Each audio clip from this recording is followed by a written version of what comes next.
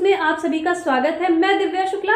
आइए बढ़ते हैं खास खबर की ओर। उत्तराखंड के पूर्व मुख्यमंत्री डॉक्टर रमेश पोखरियाल ने एक दिवसीय महोबा जनपद भ्रमण के उपरांत बुंदेलखंड की कस्बीर चरखारी पहुंचे, जहां मेला मैदान के निकट भाजपा कार्यकर्ताओं ने उनका जमकर स्वागत किया व चरखारी के तालाबों के सुंदर कमल के पुष्पों को देकर सम्मानित किया, जहां उन्होंने चारों ओर तालाबों की सुंदरता को देख प्रसन्नता जाहिर की। वहीं पत्रकारों से बात करते हुए कहा कि प्रधानमंत्री नरेंद्र मोदी के नेतृत्व में भारत स्वर्ण में इतिहास रच रहा है। भारत की साख विदेशों में बढ़ी है।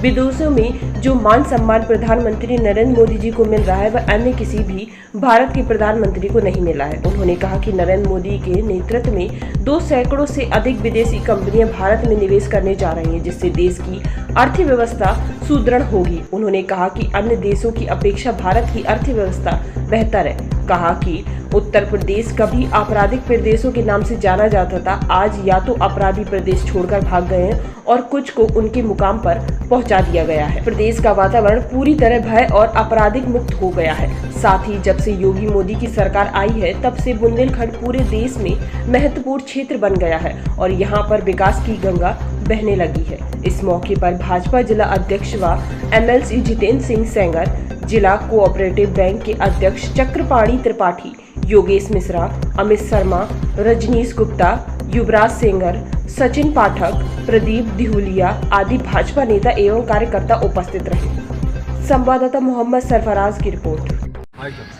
सर, उत्तर प्रदेश में भ्रमण किस उद्देश्य को लेकर भ्रमण कर रहे हैं, क्या एजेंडा लेकर? आपको तो मालूम है कि न केवल उत्तर प्रदेश बल्कि संपूर्ण देश में इस समय नरेंद्र मोदी जी के 9 वर्ष के शासन, सुशासन, सेवा और गरीब कल्याण का जो ऐतिहासिक समय उनका रहा है 9 वर्ष का, वो इस हिंदुस्तान के इतिहास में स्वर्णिम काल कहेंगे उसको। गरीब के लिए रामराज है। इस देश में एक नया उत्सव, उल्लास, नई उमंग और नई करवट ली है देश ने। 21वीं सदी के स्वर्णिम भारत की आधारशिला रखी है हमारे देश के प्रधानमंत्री ने, और वो जो काम हुए हैं, जो उनका वज़न है, और इन 9 वर्षों में जितने काम गरीब कल्याण के हुए हैं, देश के उत्थान के हुए हैं, उन सभी अंतिम छोर तक के व्यक्ति के साथ हम उत्सव के रूप में मना रहे हैं। और इसलिए महासंपर्क अभियान को लेकर के सभी स्थान पर उत्तर प्रदेश में भी गांव-गांव, घर-घर यह अभियान चल रहा है और उसी के निमित्त आए हैं। कल बहुत बड़ी रैली थी इस लोकसभा की, परसों दूसरी लोकसभा की रैली थी, और आज आपने देखा है कि अंतर्राष्ट्रीय योग दिवस पर आज महोबा की धरती पर एक नया इतिहास रचा गया, जहां सैकड़ों हज़ारों लोग पूरे जनपद के भारी वर्षा के बीच योग करते नजर आए। पूरी दुनिया योग के पीछे खड़ी है और तन और मन को ठीक करने के लिए ये मनुष्य का क्योंकि कोरोना ने हमको बहुत कुछ सिखाया है। ये ज़रूर सिखाया है कि अपने स्वास्थ्य की चिंता करना, रक्षा करना, और योग से बढ़कर के कोई ऐसा बड़ा आधार नहीं होता है जिससे आप स्वस्थ रह सकें, और योग सूत्र है, स्वस्थ रहने का सूत्र है।